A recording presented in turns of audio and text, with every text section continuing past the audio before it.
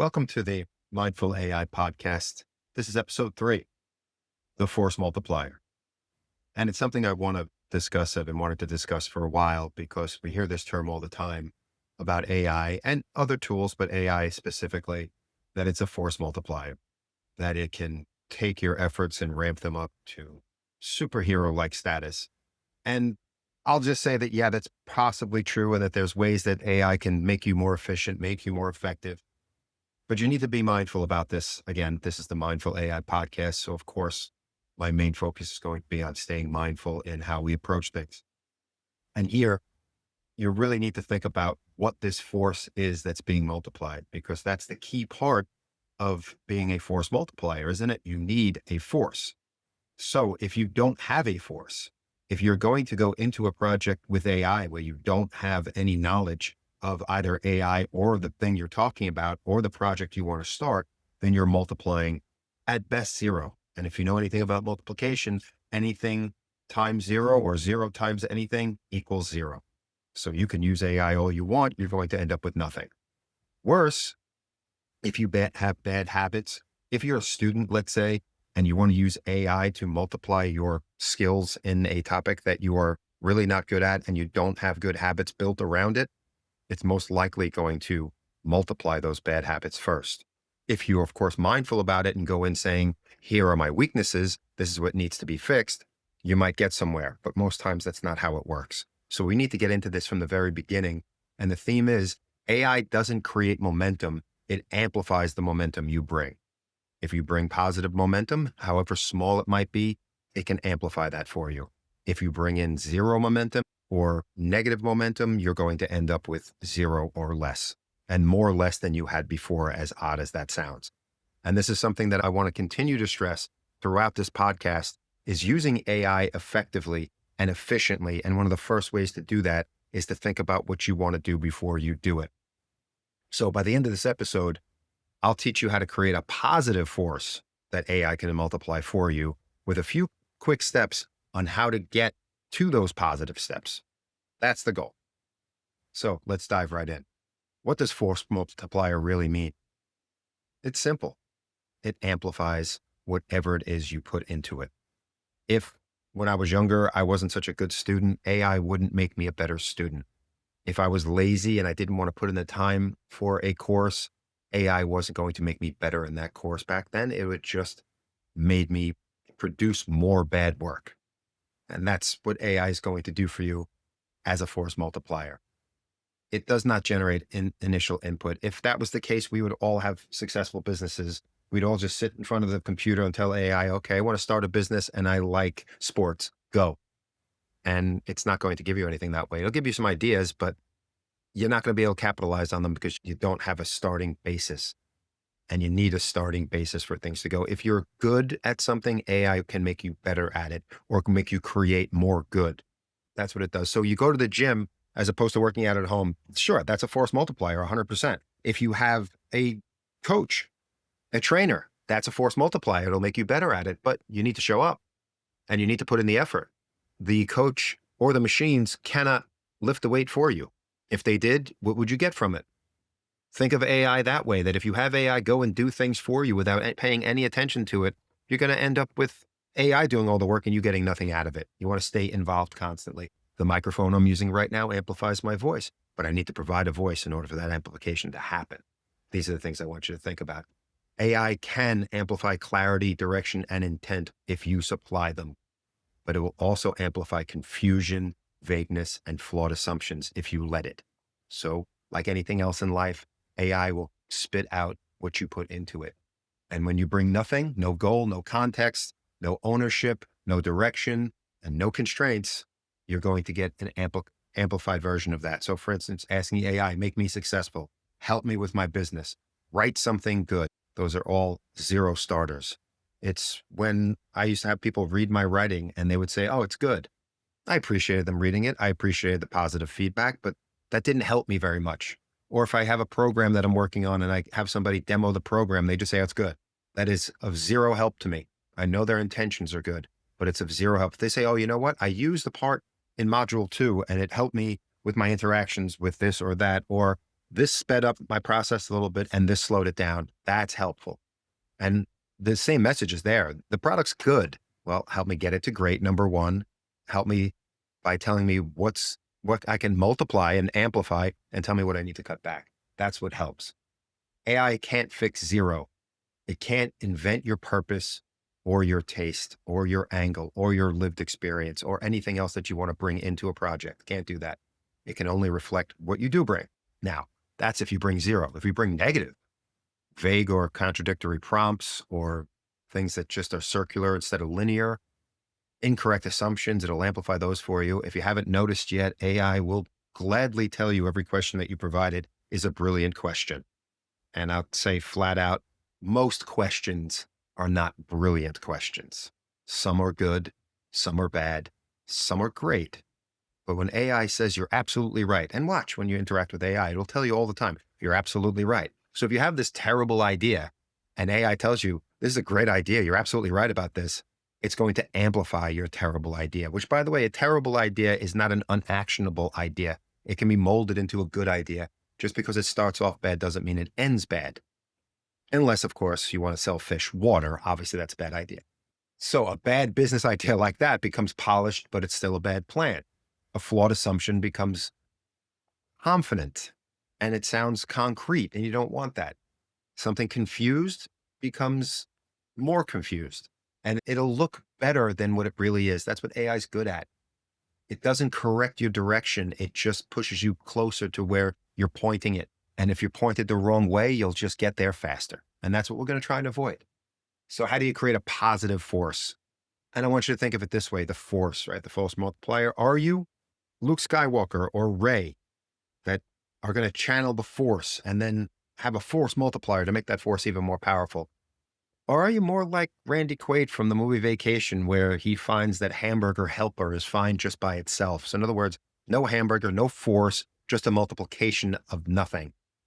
And we all know how that turns out. Which one do you want to be? I think you want to be more of a force wielder than a hamburger helper eater. And that's what we're trying to do here. So the first step is to think about what you want before you start. Have a mapped out plan. Treat your time with AI as precious. It's still a resource. Your time is a resource. It's the most valuable one you have. We all know the story. Money can't buy more of it. So don't go into AI with these and have these long sessions that just end up going in circles and circles and don't end up somewhere. Tell yourself, okay, I'm going to sit down with AI because I've got this idea for a plan. I want to start a food business because I'm good at cooking. And I think I'd be pretty good at scaling this up to something. So I need to know how to start. But what you want is that end point. What's the end point? You want to get from A to B. You need a B. You know what A is. You know where you're at. Tell AI where you're at and then tell it where you want to go. And then AI can help you with the steps in between. It can speed some of those steps up. Maybe you're not good at writing a business plan.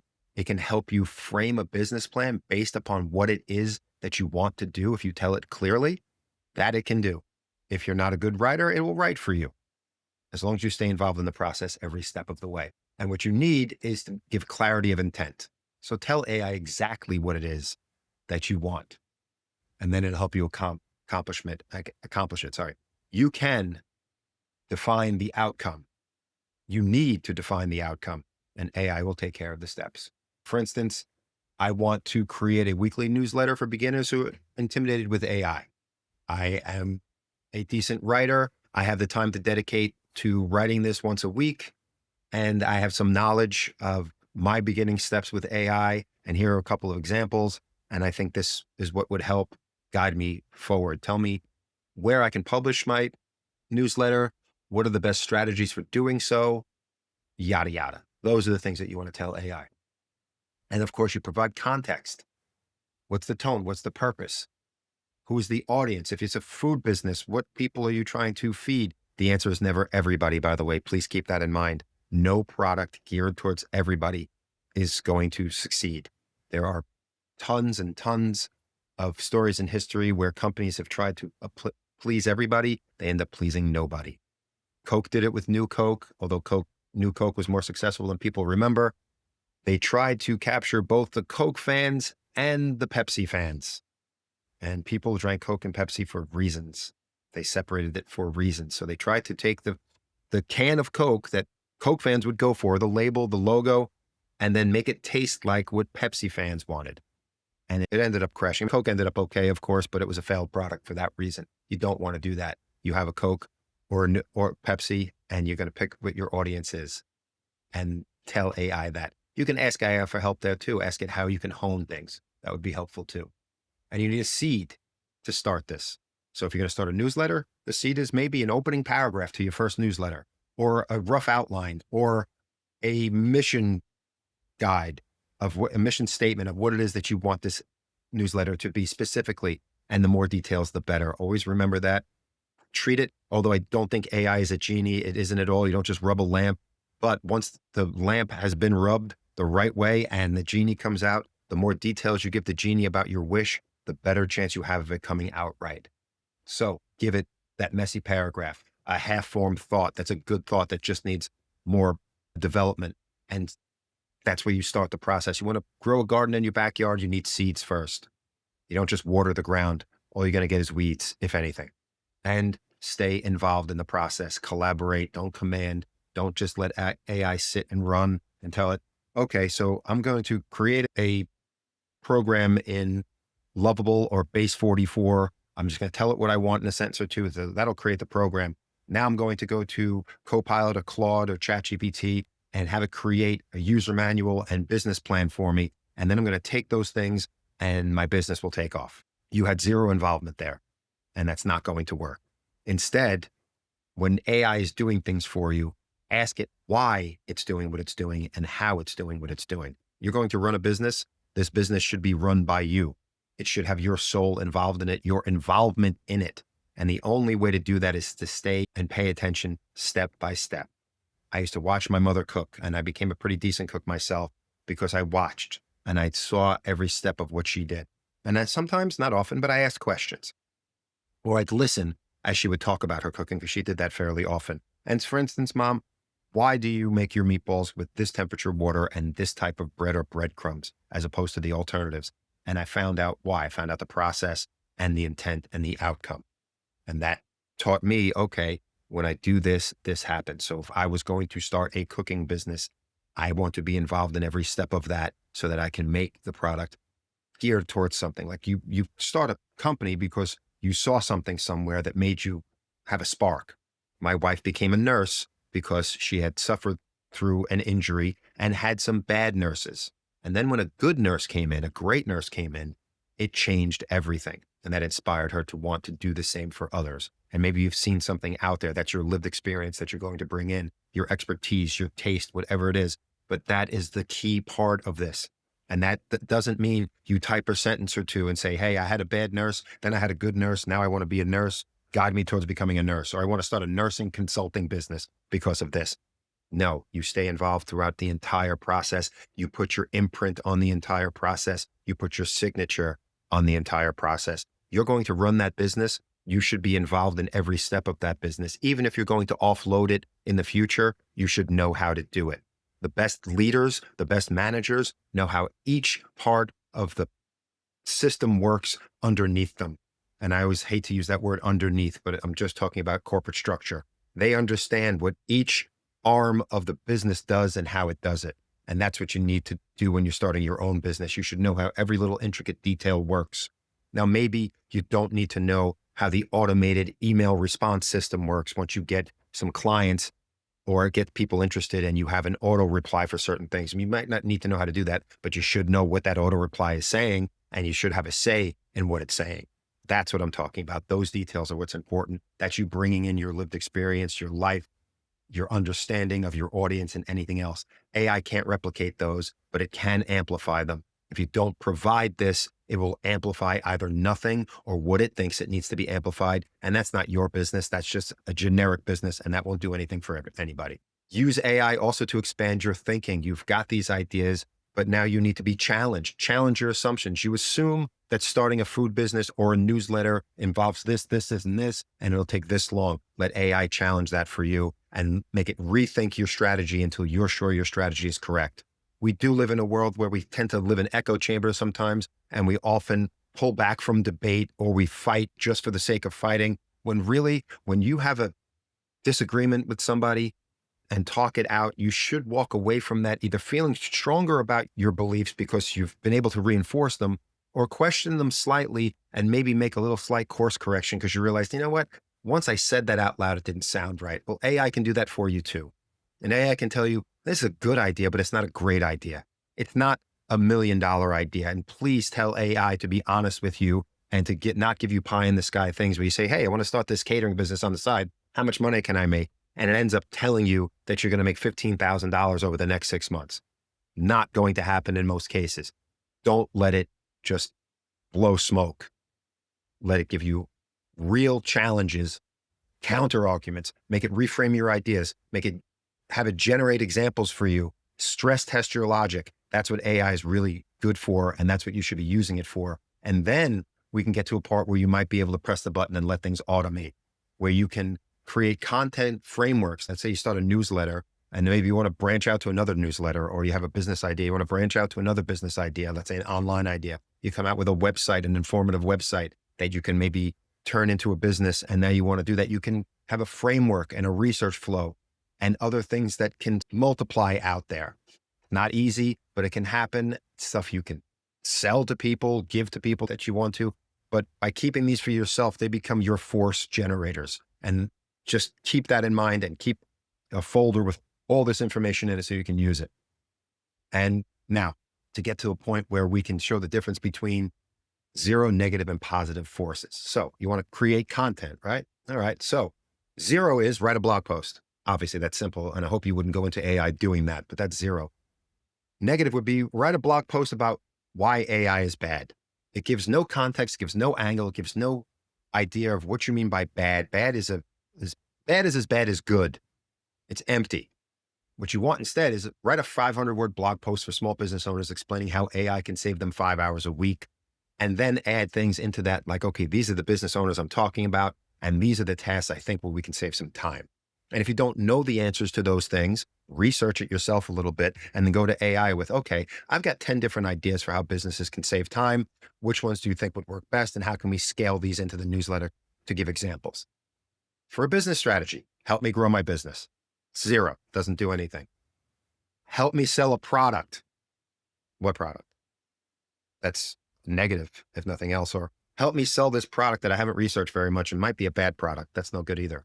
Positive would be, I sell a $49 course for digital freelancers. My audience is overwhelmed beginners. Help me create a 3-step funnel that feels supportive, not salesy.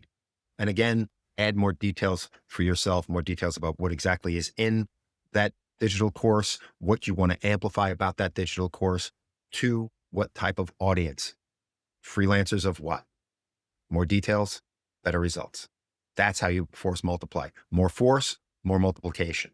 5 times 5 is 25. 50 times 5 is 250. The effort you put in gets multiplied by AI.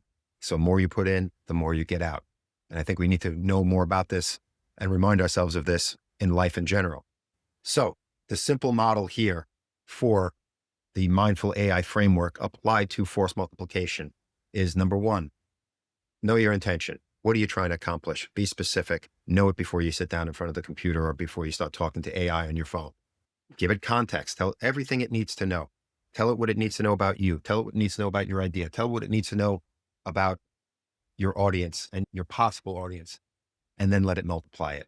Then direction. What outcome do you want? Define that before you get started. Remember, you're going to go from A to B.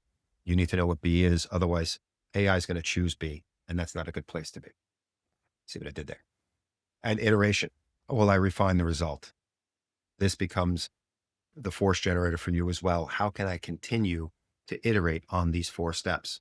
And how can I continue to make this better? That's how AI works. So that's Luke and Rey in Star Wars using the force. They started small and they continued to work and work and work. So if you gave them the device that amplified their force power, it would amplify whatever force power they brought. If you put hamburger helper by itself, or if you put dirt into hamburger helper, which is worse than putting nothing into it, you're just going to get more dirt flavor across a product. And that's no good. You want to give it meat or substance. If you don't want to use meat, substance that can be then amplified. So you're going to take a pound of something and turn it into 2 pounds of something. That's your multiplication there. So if you put garbage in, if you put dirt in, you're going to get multiplied dirt. If you put good stuff in, you're going to get a stretching out of that good stuff. And that's what you want with AI. It's not magic. It's not a genie in a bottle, like I said. It's not a replacement for your thinking. It's an amplifier for your thinking. So first thing is check what your thinking is. Don't listen to the hype that AI is going to turn you into a business person. If you don't have good business habits to begin with, you're not going to be a great business person because AI gave you an idea.